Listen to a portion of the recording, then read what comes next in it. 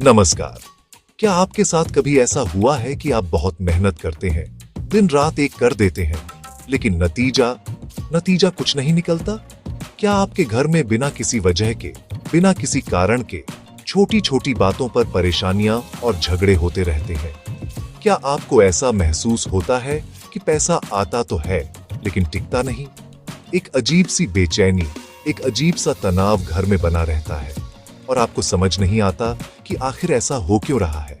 क्या आपने कभी एक पल रुककर यह सोचा है कि हो सकता है इसका कारण आपके बाहर की दुनिया में नहीं, बल्कि आपके अपने घर के अंदर ही छिपा हो? हो सकता है इसका कारण वास्तु दोष हो। वास्तु कोई अंधविश्वास नहीं है, ये एक विज्ञान है, एक प्राचीन विज्ञान जो ऊर्जा, दिशा और संतुलन पर आधारित है। आपका घर सिर्फ ईंट और पत्थर का ढांचा नहीं है, वो एक जीवित ऊर्जा का केंद्र है। और जब ये ऊर्जा असंतुलित हो जाती है तो इसका असर हमारे जीवन के हर पहलू पर पड़ता है, हमारे स्वास्थ्य पर, हमारे रिश्तों पर और हमारी आर्थिक स्थिति पर। तो आज मैं आपको कोई किताबी ज्ञान नहीं देने वाला। आज मैं आपको बताने वाला हूँ वास्तुशास्त्र के साथ ऐसे गहरे रहस्य जो सिर्फ जानकारी नहीं है, ये वो अनुभव हैं जो पीढ़ियों से सिद्ध होते आए हैं और जिन्होंने लाखों लोगों के जीवन को बदला है। मैं आपसे वादा करता हूं, अगर आपने इन बातों को ध्यान से सुना, समझा और अपने जीवन में उतारा तो ये आपके घर का और आपके परिवार का भाग्य पूरी तरह से बदल सकते हैं। तो चलिए इस यात्रा को शुरू करते हैं। ध्यान से सुनिए, एक एक शब्द को महसूस कीजिए, क्योंकि ये आपके जीवन को बदलने की चाबी हो सकती है। सबसे पहले बात करते हैं आपके घर के मुख्य द्वार की। सोच कर देखिए, आपके घर का मुख्य द्वार क्या है? ये सिर्फ अंदर बाहर आने का एक रास्ता नहीं है, ये वो जगह है जहां से आपके घर में सिर्फ लोग ही नहीं बल्कि ऊर्जा भी प्रवेश करती है। सकारात्मक ऊर्जा, अवसर, समृद्धि, खुशियां, सब कुछ इसी द्वार से होकर आपके जीवन में दाखिल होता है। अगर ये प्रवेश द्वार ही गलत होगा तो आप सोच सकते हैं कि आपके जीवन में क्या प्रवेश करेगा। इसीलिए वास्तु में मुख्य द्वार को सबसे ज्यादा महत्व दिया गया है। आदर्श रूप से घर का मुख्य द्वार उत्तर, पूर्व या उत्तर पूर्व दिशा में होना चाहिए। इन दिशाओं को दैवीय दिशाएं माना जाता है। जब इन दिशाओं से ऊर्जा घर में आती है तो वो अपने साथ सफलता, स्वास्थ्य और सकारात्मकता लेकर आती है। अब आप अपने घर का मुख्य द्वार देखिए। क्या उसके सामने कोई कूड़ेदान रखा है? क्या वहां कोई गड्ढा है या टूटी फूटी सीढ़ियां हैं? ये सब नकारात्मक ऊर्जा को आकर्षित करते हैं। ये एक तरह से आपके घर के भाग्य के रास्ते में लगाए गए अवरोध हैं। दरवाजा हमेशा साफ सुथरा होना चाहिए और आसानी से खुलना बंद होना चाहिए। अपने मुख्य द्वार को एक पवित्र स्थान बनाइए। उसे सिर्फ एक दरवाजा मत समझिए, उसे एक मंदिर का प्रवेश द्वार समझिए। उस पर आप एक स्वस्तिक का चिन्ह बना सकते हैं, AUM लिख सकते हैं या एक मंगल कलश का चिन्ह भी लगा सकते हैं। ये सिर्फ प्रतीक नहीं है, ये शक्तिशाली ऊर्जा कवच है जो नकारात्मकता को बाहर रोकते हैं। और एक छोटा सा नियम बना लीजिए, रोज शाम को या सुबह अपने मुख्य द्वार पर एक छोटा सा दीपक जलाइए। ये छोटा सा दीपक आपके घर में आने वाली हर सकारात्मक ऊर्जा का स्वागत करेगा और आपके भाग्य के द्वार को हमेशा के लिए खोल देगा। अब बात करते हैं जल की। पानी जीवन का आधार है। हमारे शरीर में भी 70% पानी है और हमारी पृथ्वी पर भी। वास्तु में जल को धन और प्रवाह का प्रतीक माना गया है। जैसे पानी बहता है, वैसे ही हमारे जीवन में धन का प्रवाह होता है। अब जरा सोचिए, अगर आपके घर में किसी नल से लगातार पानी टपक रहा है, बूंद बूंद बूंद, तो ये सिर्फ पानी की बर्बादी नहीं है। वास्तु के अनुसार ये आपके धन का अपव्यय है। ये इस बात का संकेत है कि आपकी मेहनत की कमाई भी इसी तरह बूंद बूंद करके आपके जीवन से बह रही है। घर में पानी का स्रोत, जैसे पानी की टंकी, बोरवेल या कोई फव्वारा, अगर सही दिशा में हो तो ये समृद्धि और खुशहाली को खींचता है। इसके लिए सबसे अच्छी दिशाएं हैं पूर्व या उत्तर। इन दिशाओं में जल तत्व का होना घर में धन के आगमन को सुगम बनाता है, अवसरों के नए रास्ते खोलता है। लेकिन अगर यही पानी का स्रोत गलत दिशा में हो तो ये विनाशकारी भी हो सकता है, जैसे कि दक्षिण दिशा या दक्षिण पूर्व, जिसे अग्निकोण भी कहते हैं। अग्नि और जल एक दूसरे के शत्रु हैं। अगर आपके घर के अग्निकोण में पानी का स्रोत है तो ये घर में लगातार तनाव, बीमारियों और सबसे बढ़कर कर्ज का कारण बनता है। पैसा आता है लेकिन बीमारियों या कर्ज चुकाने में चला जाता है। तो आज ही अपने घर में जांच कीजिए, कहीं कोई नल तो नहीं टपक रहा, कहीं पानी का भूमिगत टैंक या बोरिंग गलत दिशा में तो नहीं है। अपने घर के जल तत्व को संतुलित कीजिए। पानी के स्रोतों को हमेशा साफ सुथरा रखिए, क्योंकि स्वच्छ जल ही आपके जीवन में स्वच्छ और सकारात्मक धन का प्रवाह लेकर आएगा। ये छोटा सा बदलाव आपके आर्थिक जीवन में एक बहुत बड़ा चमत्कार कर सकता है। आपका घर सिर्फ दीवारों से नहीं बनता, बल्कि उन वस्तुओं से भी बनता है जो उसके अंदर रखी है। आपका बेड, आपका सोफा, आपकी अलमारी, यहाँ तक कि आपका गैस चूल्हा भी, हर चीज एक ऊर्जा रखती है और एक निश्चित स्थान मांगती है। अगर ये चीजें गलत जगह पर रखी हो तो ये आपकी नींद, आपके स्वास्थ्य और आपकी रसोई की बरकत पर भी असर डाल सकती है। सबसे पहले बात करते हैं आपकी नींद की, क्योंकि अगर नींद अच्छी नहीं तो पूरा दिन खराब हो जाता है। वास्तु के अनुसार आपका बेड इस तरह से रखा होना चाहिए कि सोते समय आपका सिर दक्षिण या पूर्व दिशा की ओर हो। दक्षिण दिशा में सिर करके सोने से गहरी और आरामदायक नींद आती है, स्वास्थ्य अच्छा रहता है। वहीं उत्तर दिशा में सिर करके सोना वर्जित माना गया है। ऐसा माना जाता है कि पृथ्वी के चुंबकीय क्षेत्र के कारण उत्तर में सिर करके सोने से तनाव, बेचैनी और नींद से जुड़ी समस्याएं हो सकती है। तो आज रात सोने से पहले बस एक बार अपने बेड की दिशा को जांच लें। ये एक छोटा सा बदलाव आपकी सुबह को ज्यादा ऊर्जावान बना सकता है।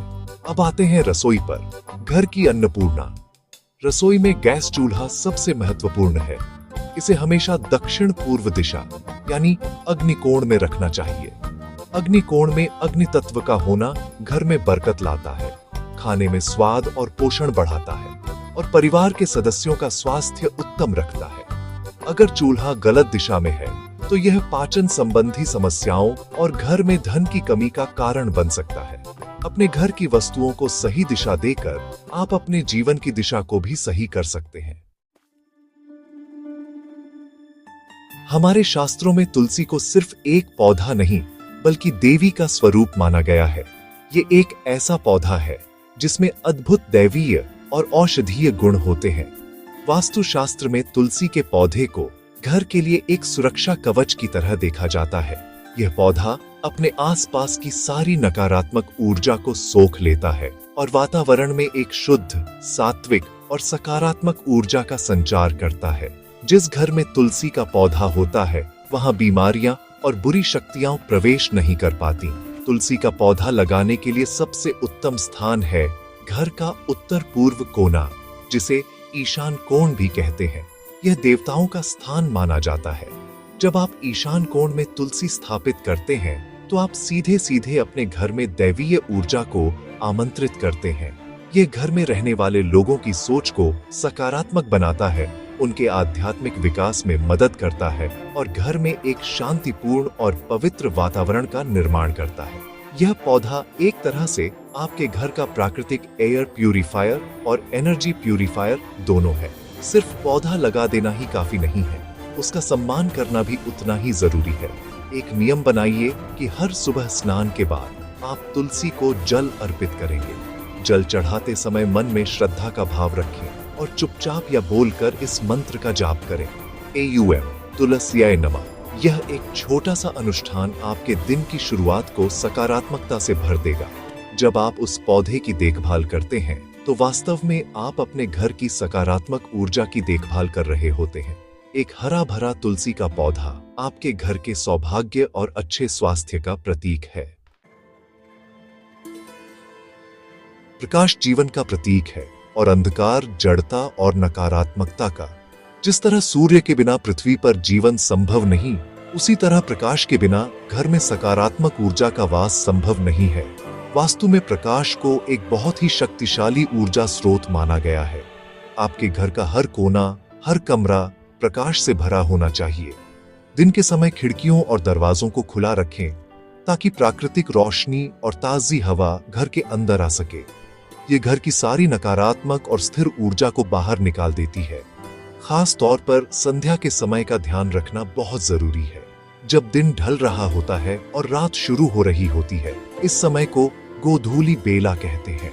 यह एक ऐसा संक्रमण काल होता है जब नकारात्मक ऊर्जाएं सबसे ज्यादा सक्रिय होती हैं। इस समय घर के किसी भी कोने में अंधेरा नहीं होना चाहिए। बहुत से लोग इस बात पर ध्यान नहीं देते और घर के कोनों को अंधेरा छोड़ देते हैं। वास्तु के अनुसार घर के अंधेरे कोने नकारात्मक ऊर्जा के जमा होने की जगह बन जाते हैं। यह अंधेरा मानसिक तनाव, उदासी, निराशा और घर में बेवजह के लड़ाई झगड़ों को जन्म देता है।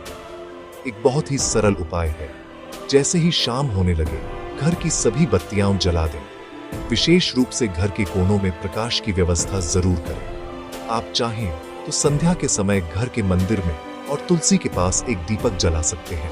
यह छोटा सा दीपक न केवल अंधकार को मिटाता है, बल्कि आपके घर को एक सुरक्षा कवच प्रदान करता है और देवी देवताओं को आपके घर में आमंत्रित करता है। याद रखिए, प्रकाशित घर में ही लक्ष्मी का वास होता है। शीशा या दर्पण एक बहुत ही रहस्यमयी वस्तु है। यह सिर्फ आपका प्रतिबिंब नहीं दिखाता, बल्कि यह अपने सामने मौजूद हर चीज की ऊर्जा को भी प्रतिबिंबित और दोगुना करता है। वास्तु में दर्पण का प्रयोग बहुत सावधानी से करने की सलाह दी जाती है। अगर इसे सही जगह पर लगाया जाए तो यह घर में सकारात्मक ऊर्जा, धन और अवसरों को बढ़ा सकता है। लेकिन अगर यह गलत जगह पर लग जाए तो यह समस्याओं को भी दोगुना कर सकता है। दर्पण के लिए सबसे बड़ा नियम यह है कि इसे कभी भी अपने बेड के सामने नहीं लगाना चाहिए। जब आप सोते हैं तो आपका शरीर और आपकी आत्मा एक शांत और आरामदायक अवस्था में होते हैं। अगर बेड के सामने शीशा होगा तो वह रात भर आपकी ऊर्जा को प्रतिबिंबित करता रहेगा, जिससे आपकी नींद में खलल पड़ सकता है। इससे बुरे सपने आना, बेचैनी होना और सुबह उठने पर थका हुआ महसूस करना जैसी समस्याएं हो सकती हैं। अगर आपके बेडरूम में अलमारी पर शीशा लगा है और उसे हटाना संभव नहीं है, तो एक आसान सा उपाय है, रात को सोते समय उसे किसी कपड़े से ढक दें। दर्पण लगाने के लिए सबसे अच्छी दिशा है उत्तर दिशा। उत्तर दिशा को धन के देवता कुबेर की दिशा माना जाता है। जब आप उत्तर दिशा की दीवार पर एक दर्पण लगाते हैं तो यह आपके घर में आने वाले धन और अवसरों को प्रतिबिंबित करके उन्हें दोगुना कर देता है। यह आपके व्यवसाय और करियर में वृद्धि के लिए बहुत शुभ माना जाता है। बस यह सुनिश्चित करें कि दर्पण में कोई अच्छी और सकारात्मक चीज प्रतिबिंबित हो, जैसे कि कोई सुंदर तस्वीर या खुला हुआ स्थान। कभी भी दर्पण में घर का मुख्य द्वार या कोई नकारात्मक चीज प्रतिबिंबित नहीं होनी चाहिए। अब बात करते हैं उन चीजों की जिन्हें हम अक्सर नजरअंदाज कर देते हैं। घर में पड़ा टूटा फूटा सामान, बंद पड़ी घड़ियां खराब, इलेक्ट्रॉनिक्स बिखरे हुए जूते चप्पल और घर में जमा होता कूड़ा कचरा। वास्तु के अनुसार ये सभी चीजें राहु का प्रतीक हैं। ये स्थिर और नकारात्मक ऊर्जा का स्रोत होती है। जिस घर में ये चीजें जमा होती हैं, वहां भाग्य भी स्थिर हो जाता है, प्रगति रुक जाती है, बनते बनते काम बिगड़ जाते हैं और घर में दुर्भाग्य का वास होने लगता है। टूटी हुई कोई भी चीज, चाहे वो टूटा हुआ शीशा हो, टूटा फर्नीचर हो या कोई टूटा हुआ बर्तन, उसे घर में नहीं रखना चाहिए। यह रिश्तों में दरार और आर्थिक नुकसान का प्रतीक है। बंद पड़ी घड़ियां आपके समय को रोक देती है, आपकी प्रगति में बाधा डालती है। इसी तरह घर में इधर उधर बिखरे हुए जूते चप्पल और घर के मुख्य द्वार पर जूतों का ढेर, ये सब आने वाले अवसरों को रोकता है और घर में नकारात्मकता को प्रवेश देता है। ये छोटी छोटी बातें लगती हैं, लेकिन इनका हमारे अवचेतन मन और घर की ऊर्जा पर बहुत गहरा प्रभाव पड़ता है। इसका उपाय बहुत सरल है। हर हफ्ते या कम से कम हर शनिवार को अपने घर की अच्छी तरह से सफाई करें। घर का कोना कोना साफ करें और जो भी टूटी फूटी या अनुपयोगी चीजें हैं, उन्हें तुरंत घर से बाहर निकाल दें। उन्हें ठीक कराएं या कबाड़ी को दे दें, लेकिन घर में जमा करके न रखें। जूतों और चप्पलों के लिए एक निश्चित स्थान बनाएं, जो कि उत्तर पश्चिम दिशा में हो तो सबसे अच्छा है। उन्हें हमेशा व्यवस्थित करके रखें। जब आप अपने घर से इस कबाड़ और अव्यवस्था को बाहर निकालते हैं तो आप असल में अपने जीवन से दुर्भाग्य और बाधाओं को बाहर निकाल रहे होते हैं। तो ये थे वो 7 रहस्य, लेकिन अब मैं आपको एक अंतिम और सबसे महत्वपूर्ण रहस्य बताने जा रहा हूं जो इन सभी से ऊपर है, और वो है अपने घर की आत्मा को जागृत कीजिए। आपका घर सिर्फ एक मकान नहीं है, वो एक जीवित इकाई है, उसकी अपनी एक आत्मा है। जब आप अपने घर को प्रेम और सम्मान देते हैं तो वो घर आपको बदले में सुरक्षा, समृद्धि और शांति देता है। इसके लिए आपको रोज अपने घर में प्रार्थना करनी होगी। सुबह और शाम कुछ पल के लिए हाथ जोड़कर अपने घर के देवताओं, अपने कुल देवताओं और अपने इष्ट देव का धन्यवाद कीजिए। घर में एक सकारात्मक कंपन पैदा करने के लिए आप रोज सुबह या शाम AUM गृह लक्ष्मी नमः मंत्र का 11 या 21 बार जाप कर सकते हैं। जब आप इस मंत्र का जाप करते हैं तो आप अपने घर की ऊर्जा को देवी लक्ष्मी की ऊर्जा से जोड़ते हैं, जो धन, सौभाग्य और समृद्धि की देवी है। यह ध्वनि आपके घर की दीवारों में गूंजेगी और हर कोने से नकारात्मकता को मिटा देगी।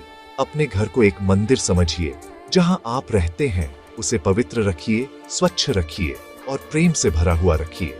विश्वास मानिए, जब आप अपने घर को एक मंदिर की तरह पूजने लगेंगे तो वह आपके लिए स्वर्ग बन सकेगा। अब आपसे एक सवाल, क्या आपने इनमें से कोई वास्तु उपाय पहले कभी अपने जीवन में आजमाया है? अगर हाँ, तो आपका अनुभव कैसा रहा? नीचे कमेंट्स में हमारे साथ जरूर साझा कीजिए। और अगर आप चाहते हैं कि हम आपके घर की किसी खास वास्तु समस्या का हल अपने अगले वीडियो में बताएं, तो कमेंट में वास्तु चाहिए लिखिए। आपकी समस्याओं को सुनकर हमें समाधान देने में खुशी होगी। और हाँ, अगर ये जानकारी आपको महत्वपूर्ण लगी हो तो इस चैनल को अभी सब्सक्राइब करें और उस बेल आइकन को दबाना न भूलें, ताकि अगली बार जब हम वास्तु के ऐसे ही गहरे और गुप्त रहस्य लेकर आएं तो आप सबसे पहले जान सकें। धन्यवाद।